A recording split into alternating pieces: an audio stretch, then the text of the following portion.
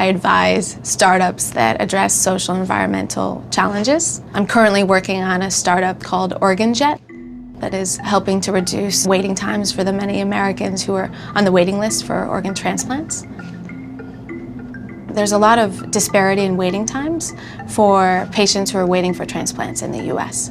So if you happen to live in Boston or New York, you may be waiting 5 years for your kidney transplant, whereas if you live in Memphis or Fort Lauderdale, the waiting time might be 3 months. And so what we do is we help patients move around the US to get transplants earlier. Once you get the phone call that there is a match of an organ, you have to be able to get to the operating table within 6 to 8 hours, and you can't fly commercial. We have access to a scheduling company, and once you get that call, we're going to get you to the transplant center.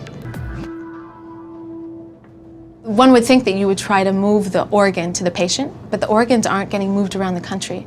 They're allocated locally, and so we're moving patients. Somewhat of an imaginative approach, and the exciting thing right now that's going on is we're trying to get insurance companies to cover this. So this is not just a service for the very wealthy. We think that just because you live in a certain area and just because the waiting time is 5 or 7 years, that you shouldn't have to die in the waiting list. And the reality today is that so many Americans are dying on the waiting list. Sridhar, the CEO, and myself, we entered this because we saw a way to just really kind of do the right thing and save lives. And we do think that we can save 1 or 2 lives a day. When I graduated from college, I really didn't know what I wanted to do, but I knew that I wanted to learn a skill. And I wanted to somehow translate that skill into something that mattered and really I felt would make the world a better place. So I went to Wall Street and I spent about 4 years learning about finance and capital markets.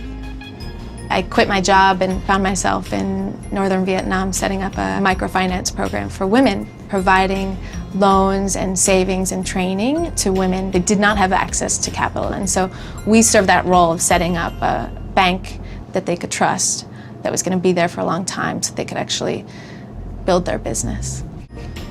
How I got here, I think, has been just jumping into things and not being scared to fail, and realizing that you can just learn so much by failing early, failing often, trying again. I can't tell you how many times in my life that my path has changed by one meeting with one individual who's really just given me an excellent opportunity that I've taken at that moment. And so I think we all have that opportunity every day to just, be open to that and realize that there's so many extraordinary opportunities to take advantage of.